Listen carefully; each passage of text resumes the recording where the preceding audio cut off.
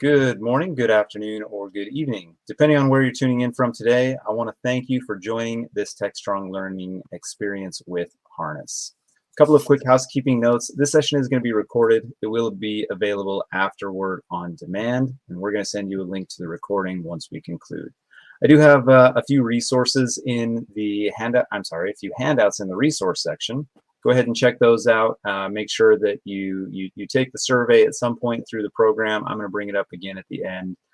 Just want to make sure you guys are aware of that. Your input is invaluable to us on that. On the right side of your screen, you'll see that we've got a chat section. We've already got a few people saying hello. Go ahead and also say hello. Let us know where you're tuning in from. We also want to keep this as interactive as possible, so please share your experiences, your comments, and any of your understanding, or just tell us what you, why you're here, what your expectation is for today. Again, we want to engage with you, so let's use the chat as much as we can. And we've also got the Q&A panel right around the same area of the chat. Any questions that you've got, make sure that you put those in at any time throughout the presentation. We want to answer those at the end of the program and also make sure that we have record of them. Any questions that we're not able to get to, we want to make sure we can reach out to you after the program's over to answer those. Let's go ahead and kick off today's topic. We've got the evolution of developer portals, and we're joined with Martin Reynolds. He's the field CTO at Harness. Martin, I want to thank you for joining us today. Go ahead and take it away from here. Hey, thank you very much. It's always a pleasure to do these, and I'm excited by the topic today. So we're going to talk around the evolution of developer portals. Before I jump in, I did want to say, again, just echoing that, any questions, comments, thoughts you have along the way, please either drop them in the Q&A or the chat, and I will try and find some spots to respond to those. If nothing else, I'll try and do it at the end. The other thing is I have some real personal experience of the, implementing developer portals and seeing the real value of them that they can drive. And hopefully I'll be able to share a little bit of that along the way and some of the things I've seen, from my own personal experience, but also from some of the people I work with, our customers here at Harness. So jumping straight in, I kind of want to start with the why developer portals, right? So, what drove this kind of push to create these internal developer portals and internal developer platforms ultimately? So, the first thing is, and this is a common stat that's pulled up often now, but around 40% of developers' time is spent on toil, manual tasks, repetitive tasks, things that could be, easily automated or, maybe just simplified, and around 48% of developers actually consider that onboarding time takes too long. And I'd like to talk about that a little bit quickly up front, because that's not just the day one onboarding. I'm a new developer and I need to get onboarded into my new company and access to all the tools and all of those things. But it's also, hey, do you know what? I've been asked to work on this different project in my organization, and now I need access to those developer environments and that documentation and those repositories and everything else that goes along with that. So onboarding kind of has this double layer. There's like day one onboarding, but there's kind of the day two onboarding that comes along too. And that also takes time and frustration often. The third thing I have on here is that, around 45% of developers agree that waiting on answers to questions disrupts workflow. And I would say that disrupts at least two people's workflow, right? It disrupts the developer's workflow because he can't find the information he needs. And it also disrupts the workflow of whoever he's asked that question to, right? So at least two people are impacted by that kind of break in the workflow. So,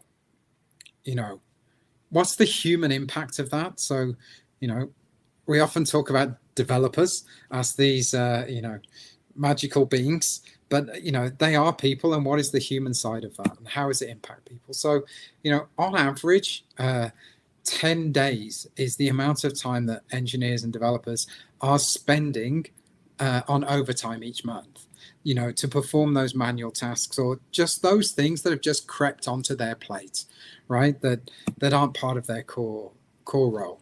And then 52% of developers say that burnout is the main reason that their teammates have left their jobs.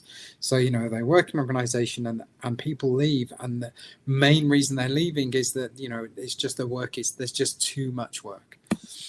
And final stat I wanted to give was this, you know, this kind of day one onboarding. The average time it takes to onboard a new developer is around 2 months.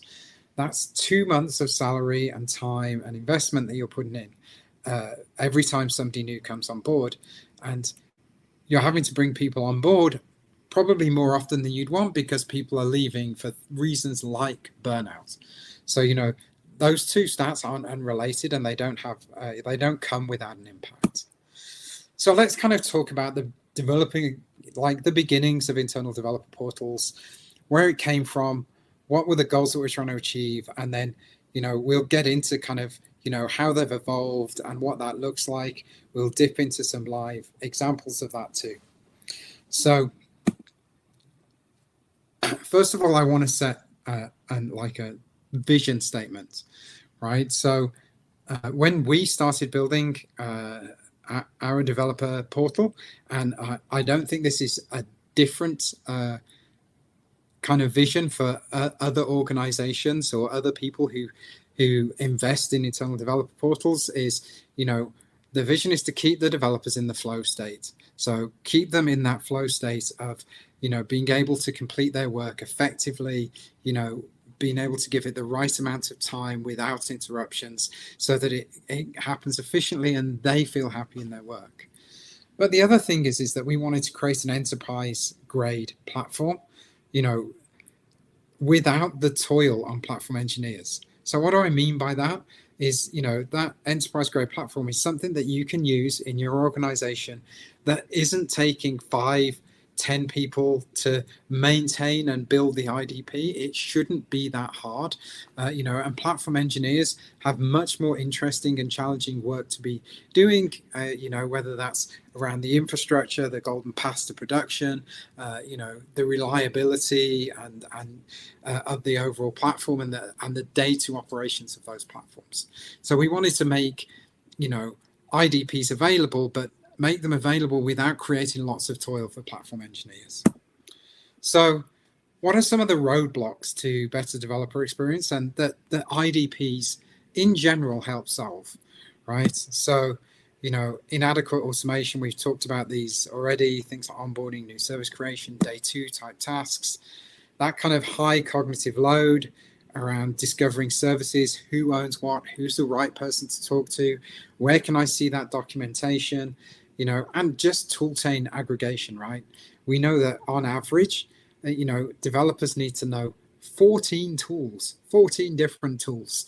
That's a lot of tools to try and master and understand and have that, you know, that cognitive load of context switching between them. And then, you know, understanding the status of the software that they're building and deploying, tracking migrations. Are they meeting the organization standards? And what does that look like? So, you know, how do IDPs address that? Well, they address that in 3 ways. They provide, you know, self-service workflows. So you're not creating tickets to do stuff anymore. You're making that much simpler and consistent and reliable, you know, and developers don't really have to step massively outside of their flow to do that, to be able to complete those tasks. You know, the second part is having that really detailed software catalog that allows you to, you know, find all the services in your organization, in your platform, who owns them, what's the documentation, what do the APIs look like, how well are they used, you know, what, all those things in one place, in one screen where you can get all the right information and get there quickly. And then, you know, dipping into those service status, you know, having scorecards that tell you that they're following all the right policies, that they're meeting the security standards for the organization or your specific service within an organization or a sector that you're working in. So what does that IDP flow look like, right? So we want to have an internal developer portal. We want to have self-service workflows. We want to have a software catalog, and we want to have scorecards. Welcome, platform engineers. This is where they can build some of those things to make those things a reality. You know, they can create infrastructure as code and, automation workflows, and ideally do those with forms so that they're not they're generic enough that they can be consumed by multiple teams.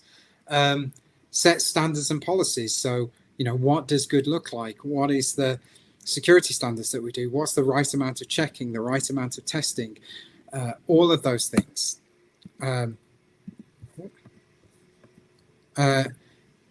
Define content and formats for the software catalog. So what information do you need to be able to add a service to the service catalog and your application catalog, your APIs and everything else. Define what those golden paths to production look like so that they can be reusable and repeatable. Define the scorecard for initiatives, right? Hey, we need everybody to move from Java 16 to Java 17. Create scorecards to track whether that they've completed that migration, so that you can do that kind of initiative. And it's centralize all those software details together. So that's kind of the work of the platform engineers, to populate and provision out that internal developer portal. And what does that enable? Well, that enables application developers and engineers to be able to create new software infrastructure according to the organization best practices. It allows people to manage their software and take action, CD, deploy a new version, start a coding environment, upgrade infrastructure. That can all be self-service, those day two tasks. It allows them to explore their internal service catalog. Maybe they need to they have a scheduling requirement in their application or service that they're working on. Turns out there's already a scheduling service that exists.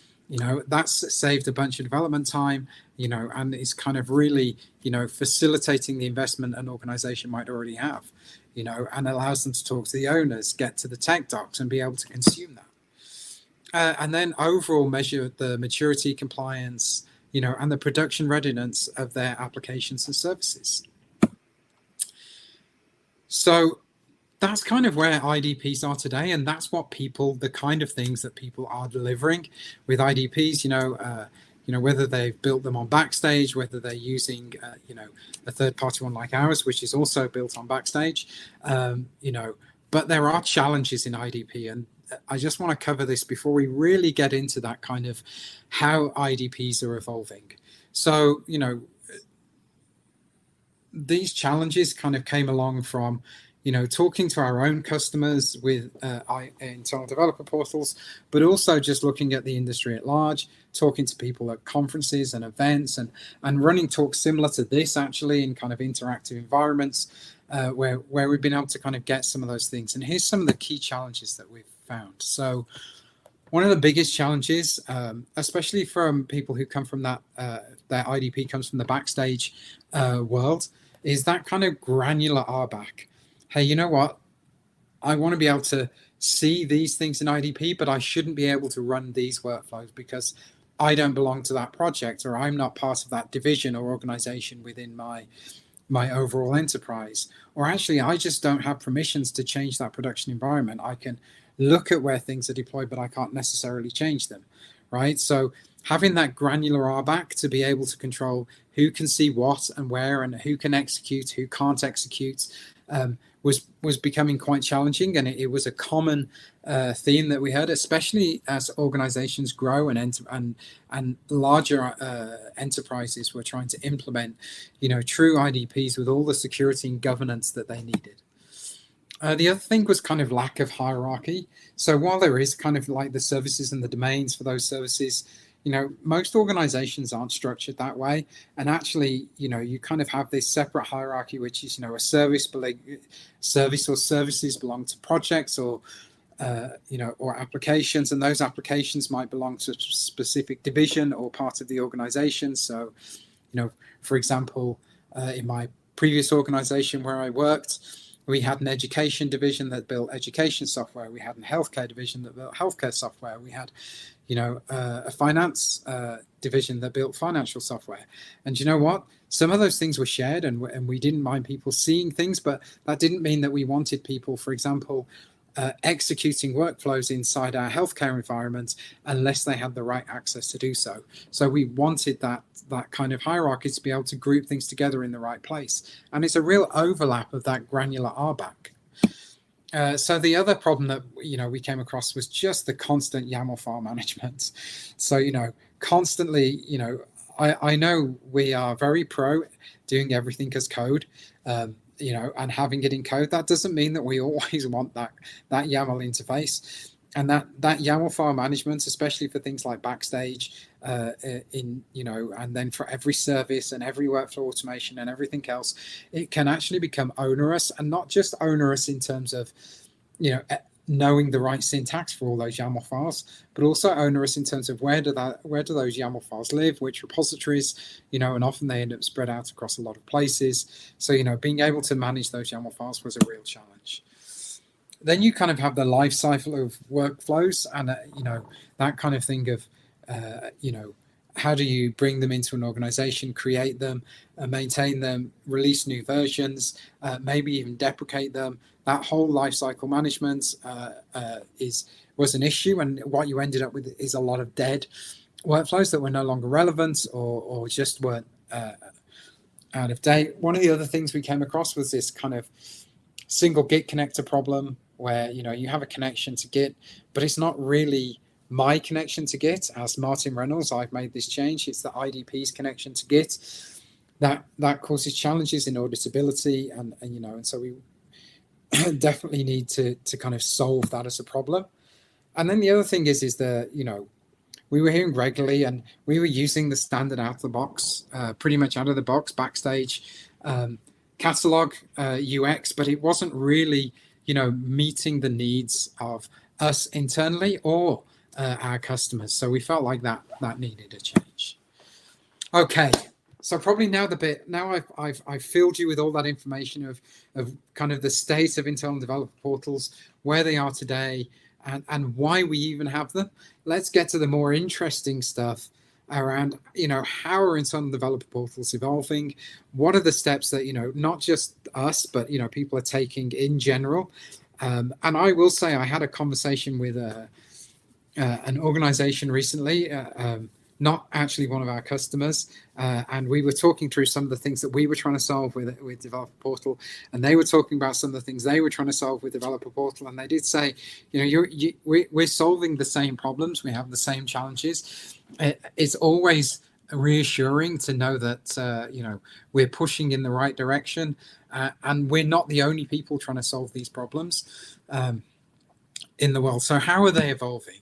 So, let's start with these kind of self-service workflows. So IDP self-service workflows, originally, they are there and they did perform some stuff, but there were some things that were missing that needed to evolve. So, those self-service workflows, they really need customizable workflow forms, so that actually when you're filling in and executing a workflow, you can have a workflow that performs one overall outcome, but that outcome might be specifically driven by the inputs that are relative to that specific engineer, right? And be able to use those for things like new service creation, developer onboarding, maybe infrastructure provisioning, maybe even task accelerators, right?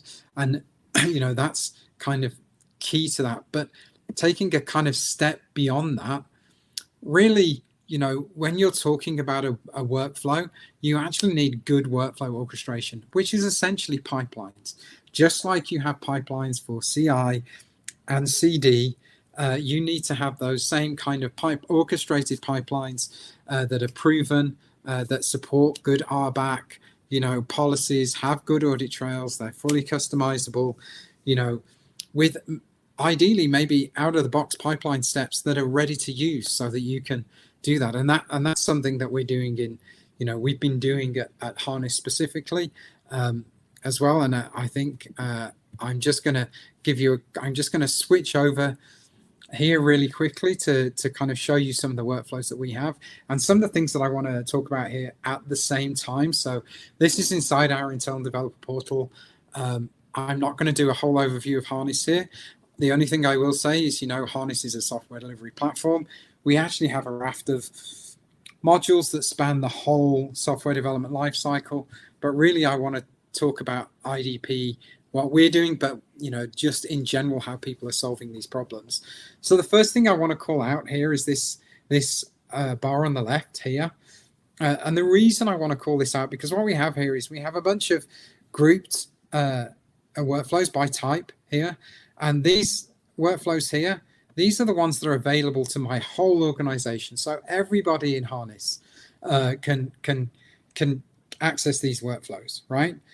But here what I have is I'm part of the demo project. So here I can access a specific workflow that's been created specifically at my project level. So this is a project level workflow, lets me get to the database log access. So what I actually have here is a workflow that with the right R background that says, hey, you're part of the demo project, you can access this workflow. If I was part of a different project, I might not be able to access that workflow. And then here, we have a specific set of workflows around that specific service or project that's living. So this is a project actually, and it allows me to do some specific tasks relating to the project that I belong to.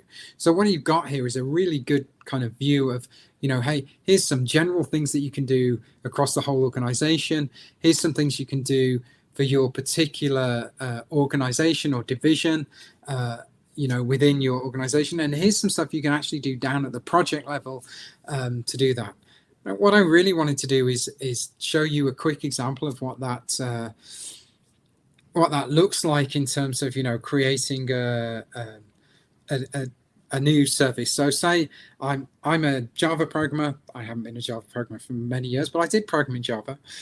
What I'm actually going to do is I'm going to say, hey, I actually want to create a new Java app, and I want to be able to onboard that into the IDP and everything else. So what I'm going to do is I'm going to click create here, and what we have is I'm going to call this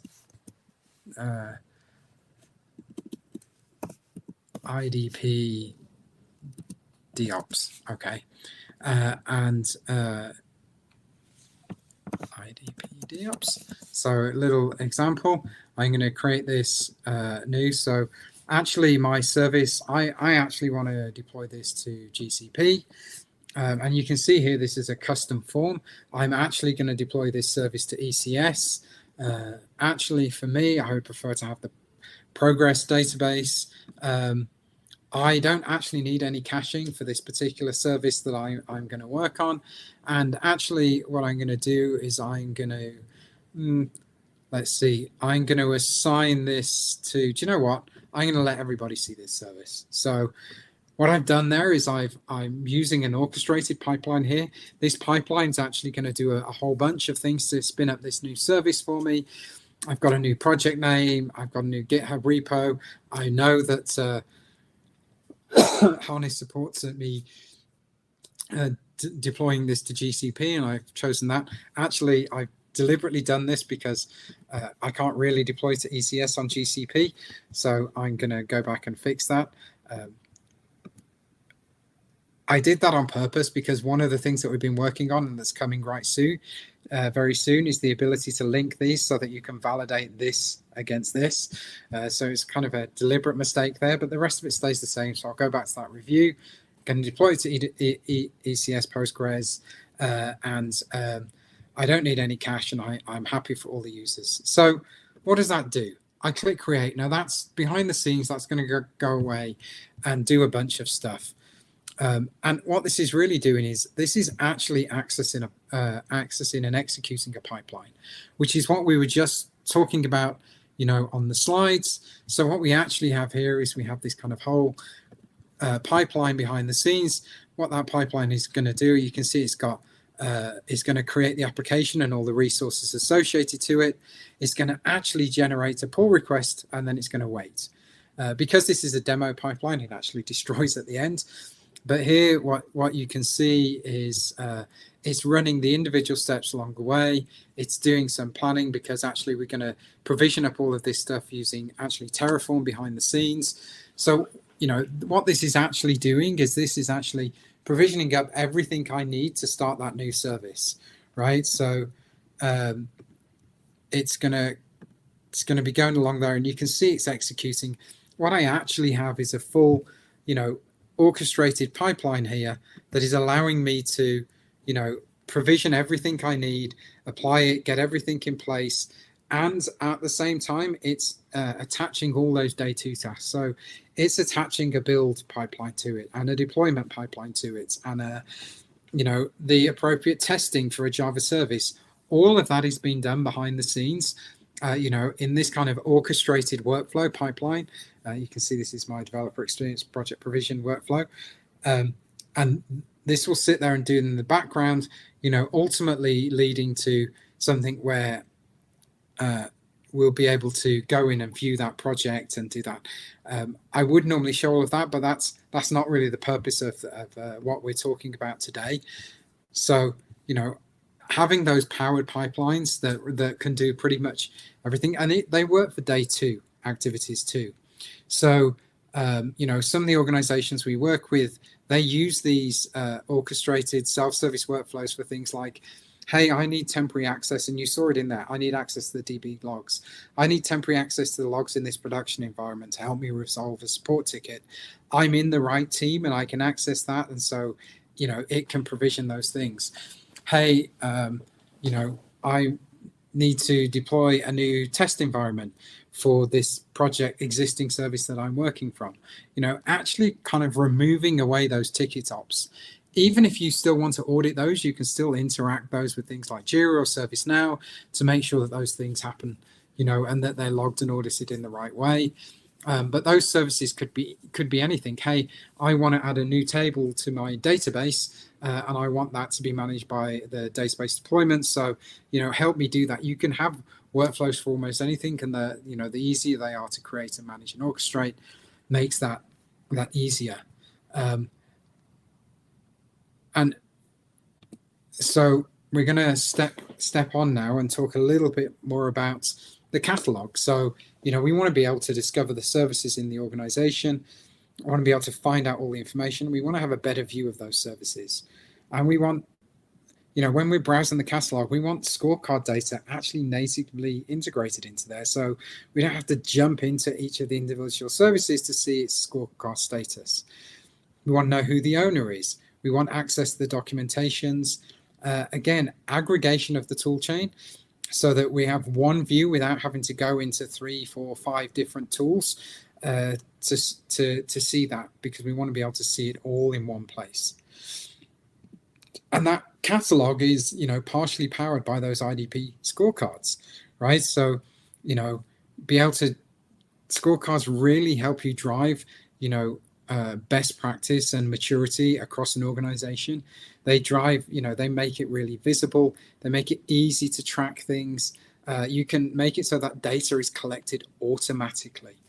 So, you can set up those automations to actually get that information all the time so that those maturity scorecards are up to date. Nobody's manually doing it. Nobody's sending out a survey to do it. They're always up to date, and that is pulling in that data, all the time.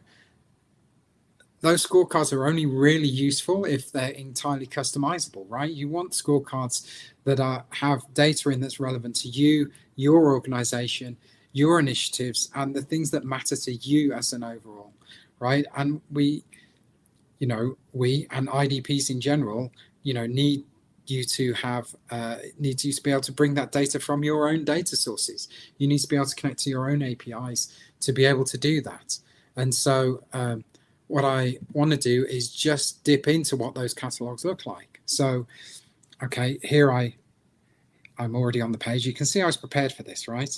And after this, I've got one more section, then I'm going to stop and look and try and answer some of the questions. So what we have here is, we have this kind of catalog here. Here I'm looking at my favorites. You can see, I can actually see what type it is. I can see who the owner is.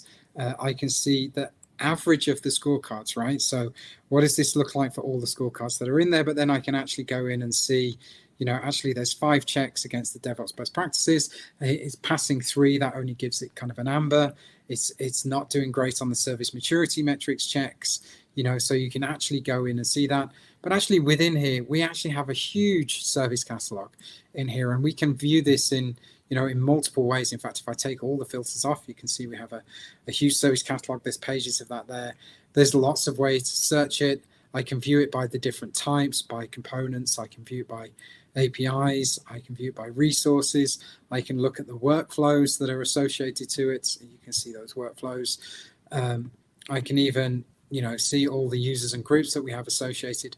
All of that data is available in the catalog, right? And it's all there and searchable by name, but then also, you can filter those types in here and just really get into, where it is in the life cycle, etc.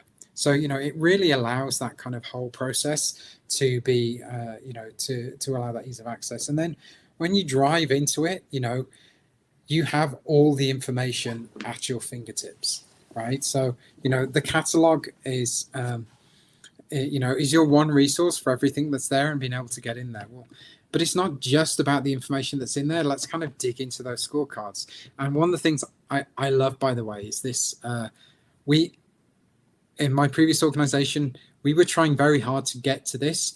We had this concept of, like baseline bronze, silver, gold for software delivery maturity. So the whole software delivery lifecycle maturity, and being able to be at those different maturity levels was like really important, and help services mature and also help adoption of services. And it also kind of drove some pride within the teams that they were working towards those different levels on the scorecards. And so within the scorecards, you can actually see kind of the checks that are going on in terms of around the standards. And some of these we provide out of the box, and some of these you can build your own.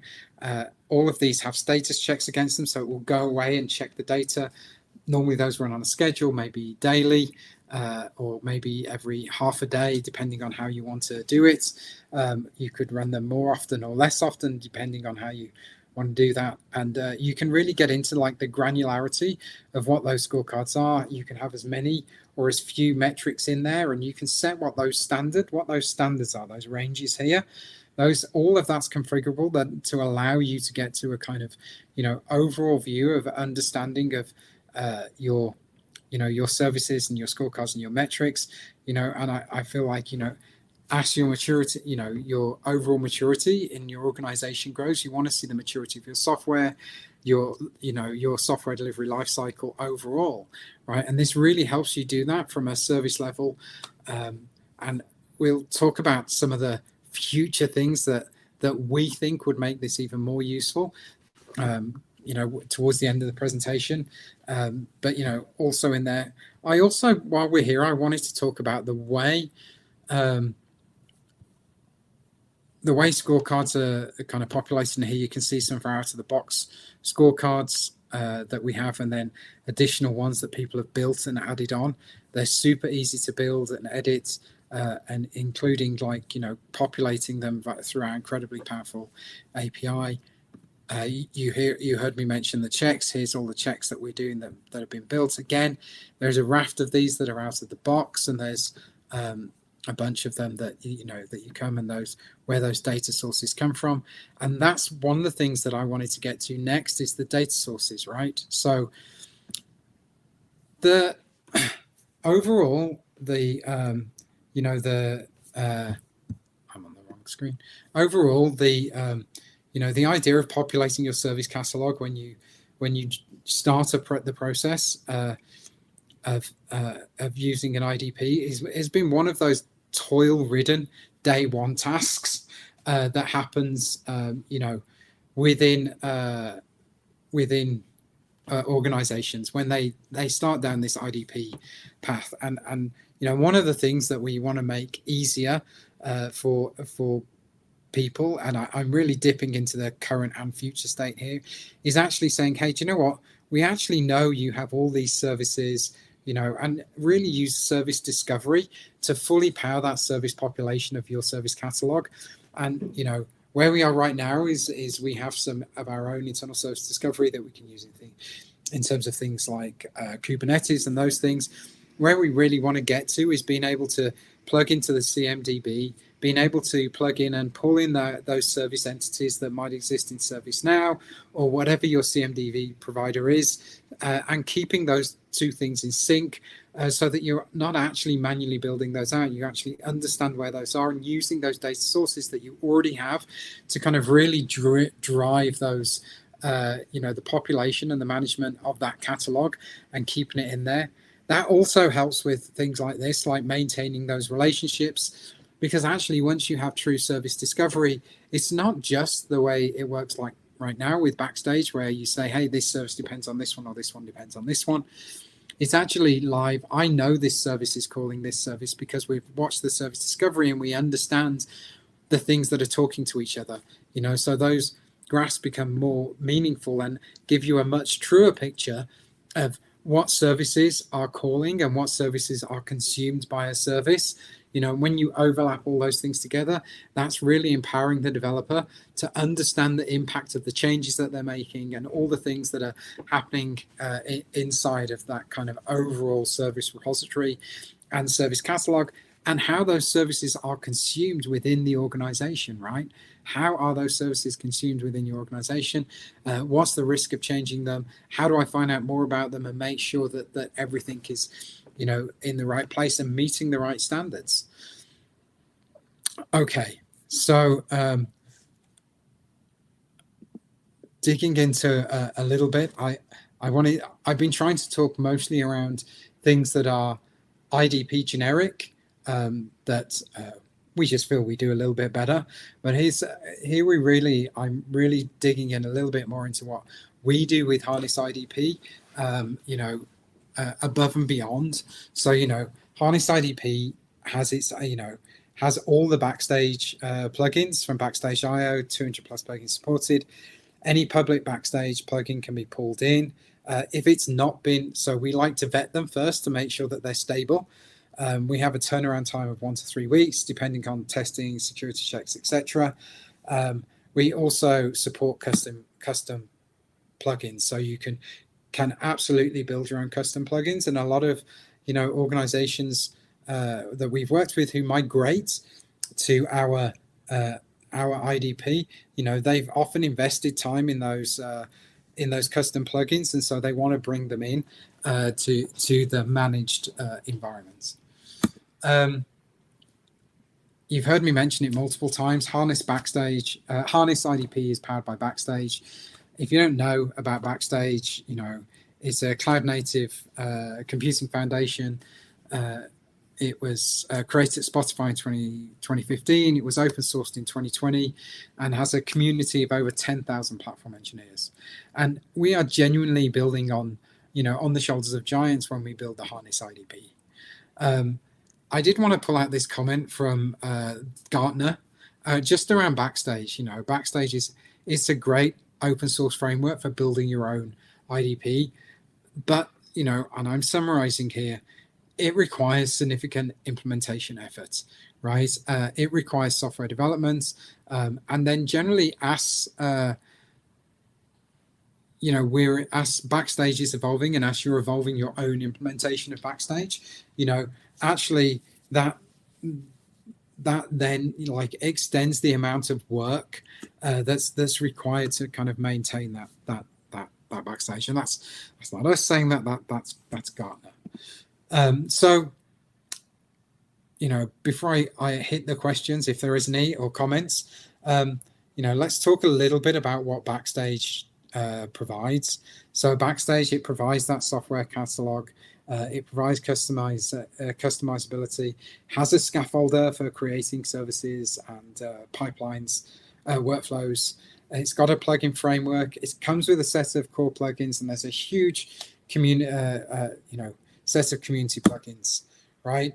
But how do we kind of make ourselves different? Well, we have Pipeline as an orchestrator. So you saw the example of that. We use our pipeline technology to orchestrate those pipelines, make them much easier, give them a really simple visual editor.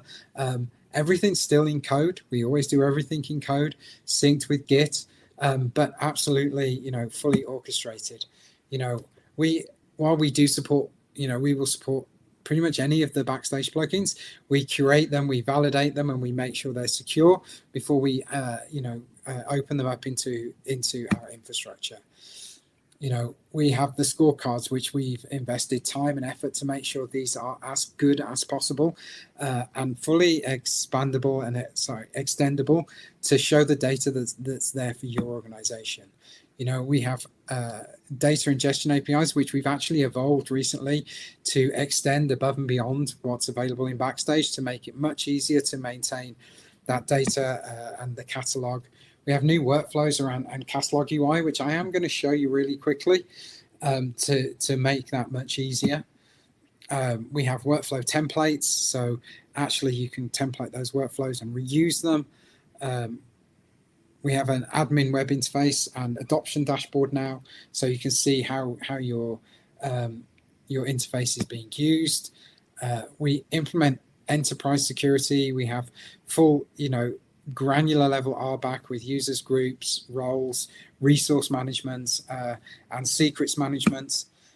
We have enterprise governance. We apply policy as code and OPA and audit trails out of the box across everything that happens in the IDP and every action that's taken.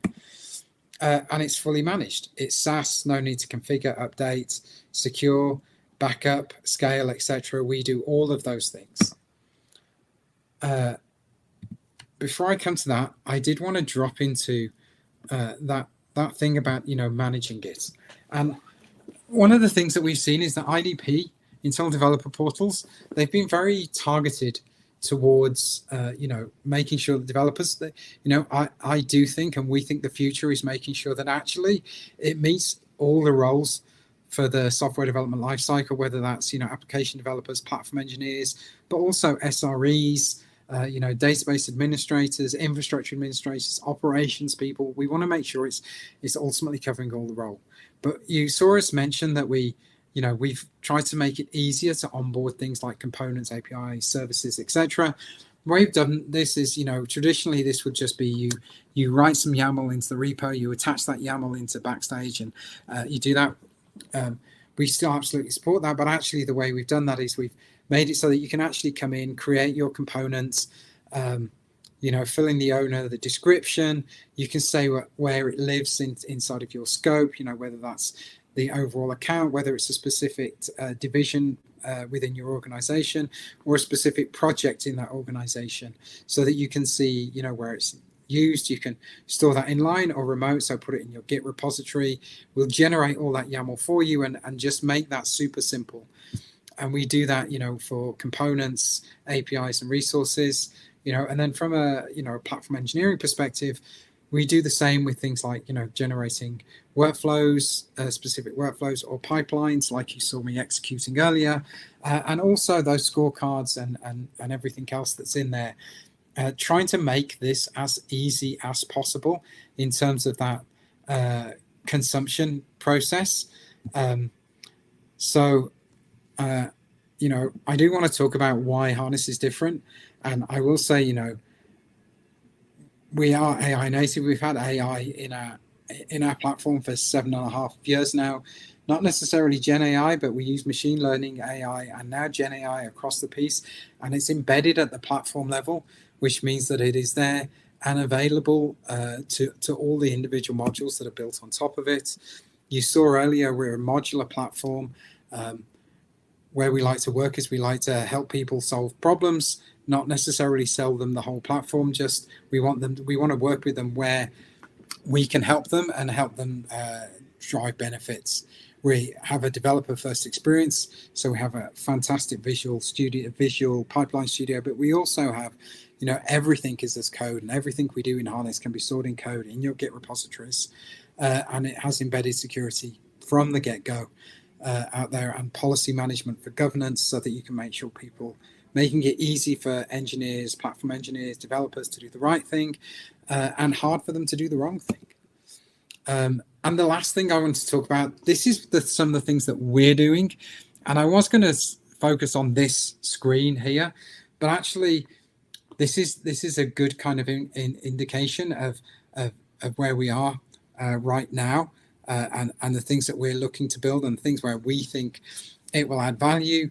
But actually, I wanted to switch to this because all of our roadmaps are public, and here's some of the things that we've already delivered this year, and you've already seen some of these in terms of IDP, but actually some of the things that we're looking at building going forwards.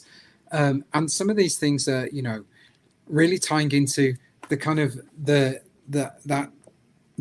evolution of where IDP is and where it lives and how that integrates with AI, right? Because actually, how useful is all of that information that's inside of an IDP?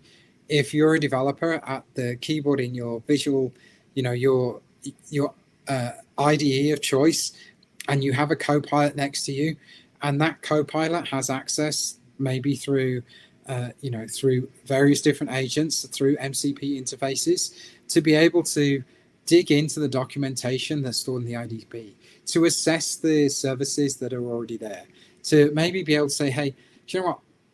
I'm pretty sure there's an authorization service that already exists. Can you check if we have one already? And being able to query the catalog in the IDP and get references and pointers to that documentation, being able to bring all the value that an IDP provides and be able to bring that to, where the engineers and the developers live, and do that in a consistent, reliable way. And having that single point of entry to be able to go to get all that information. And that's really where we're evolving. And that's where IDPs, in terms of our portals, are evolving, but it's also where platforms are evolving too, right? An IDP is a great level setter for supporting a platform. So what I'm going to do really quickly is I don't know if I have questions because I haven't switched that screen, but I will stop sharing in a second. I will stop sharing. Excuse me. Stop sharing. In a second, I will just have a look. I have some questions in the Q&A. Just one, actually. Can Harness IDCree integrate RBAC? So I've published that. RBAC with Active Directory. So yes, it does integrate with Active Directory. In fact, we'll integrate with most SSO providers. That is just in our enterprise version. It's not, I don't think it's in I think there is plugins to support it in the open source version too for Backstage, but you'd have to check for that explicitly. I think I'm just going to check in the chat to see if there was anything else there.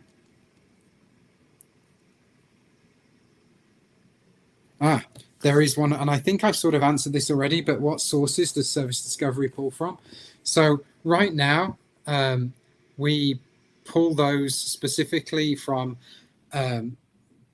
we do that from within Kubernetes, but we're extending to support full CMDB in terms of like natively pulling from things like ServiceNow and or maybe Jira or wherever you want it, wherever you have your services.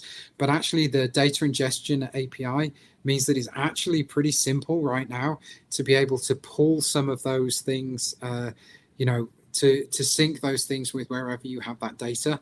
So, we're looking to extend that more and more, and that's stuff that's definitely coming in our half two. So yeah, any repo discovery plans? Yes, we would absolutely discover that. So in fact, I think we already do that in Git. I will follow up with you after. I will just need to validate because that's actually in our list of ones that we want to be able to do it with. And I have a feeling we can already do Git, and that's in our released version right now. But I don't want to commit 100% because I know I've seen it and I don't know if it's GA. So I just want to double check with that. But yes, repo discovery is absolutely there. So yes. And if there is, if there is a new question. If you're asked to identify one key capability related to AI ML, I'm assuming you mean with relative to IDP rather than key capability related to AI/ML. Yeah, I'm not sure what you mean, but I'm going to specify, I guess, specific to IDP. And if I was talking about AI and ML for IDP, or actually, no, I'm going to pivot a little bit. Yes. Okay. Yes. Okay. So I'm going to use one of our oldest functions that we have inside of Harness to describe how we're leveraging that now and how that leads up to better data in IDP and availability in terms of generative AI going forwards. So one of our oldest features is something called continuous verification. And what continuous verification does is it takes your service that's being deployed and it uses ML to learn what good looks like for that service. So it says, hey, I've just deployed a new version of service A.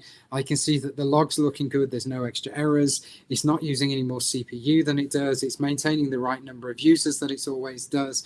I'm getting the right number of checkouts in the basket still.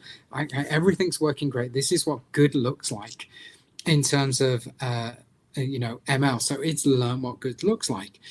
Then you kind of tag that little bit of AI on the end of that says, hey, when I see anomalies, are they bad enough that make me want to roll back that anomaly, right? So the AI part, and it's not generative AI, it's just AI, it's going to make a decision. It's seeing 2% more errors in the logs, but we've seen those errors before and they're not new.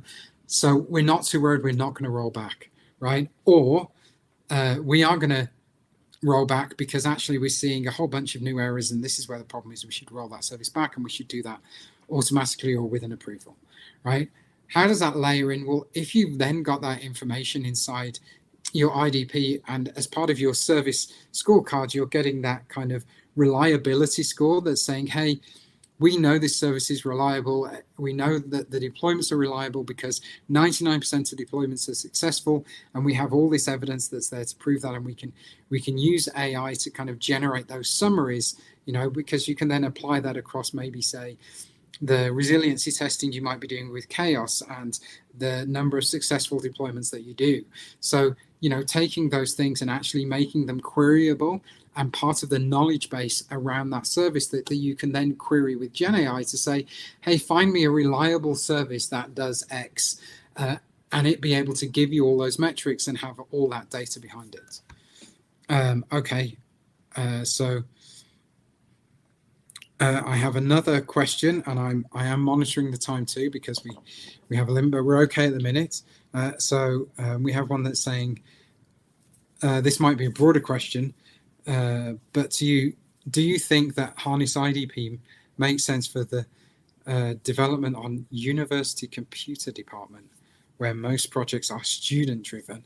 The main concern is if this solution is too complex for an environment that is less managed than a traditional enterprise. Well, that's an interesting one. I mean, I would actually like to come back to you because I worked in some universities. I worked in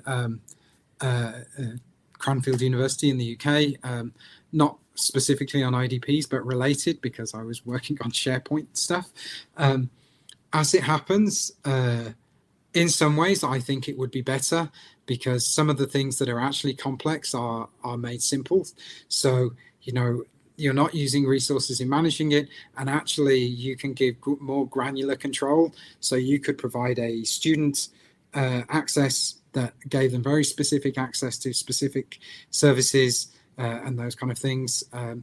And actually the ability to create new ones, but create them within their own sandbox project, rather than creating them organizationally. So I think there is some options there, and there is some things that it adds, but obviously with all of those things, there is, you're balancing the costs of those two things. But I would love to pick up with you separately, Ricardo, on that. And then, okay.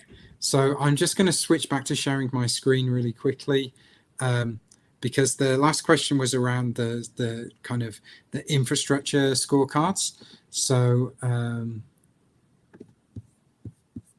it was specifically around the infrastructure scorecards. So I will switch over to those really quickly. I think I had them conveniently on the screen. Did I? I had it. Oh, maybe okay, yes. So I think, so if I look, so this infrastructure scorecard is made up of 17 components. So these are this is around utilization. So what we have is one component's using it, 4 components, 12, and this is the scorecard. Sorry, I'm in the wrong screen. What I wanted to do was go into the edit of that screen. Sorry, not the utilization of that screen. There it is. So in this case, we have it's no critical vulnerabilities, high resiliency score, infrastructure in sync, as in there is no drift, supports high availability, and is defined as infrastructure as code. So in this example, our out-of-the-box scorecard comes with those checks. So no critical vulnerabilities in the infrastructure, high resiliency score in terms of, if it's stable, infrastructure in sync, so no drift, supports high availability, and is defined as infrastructure as code.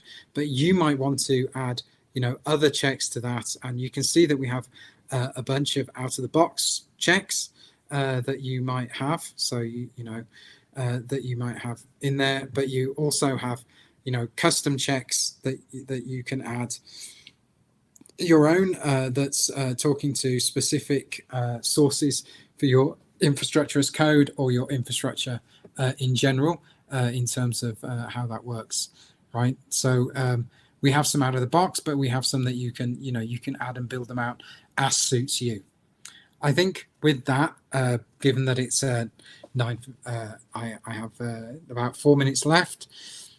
What I would say is, I'm always happy to take questions, but we also have our software delivery conference coming up. We're doing it in 8 times, so 8 different venues, 7 in the US and 1 in EMEA in London. If you want to find out more, just either scan that QR code or go to unscriptedconf.io. It's entirely free to attend. We're talking about software delivery in the whole. We have some great organizations who will be speaking across that.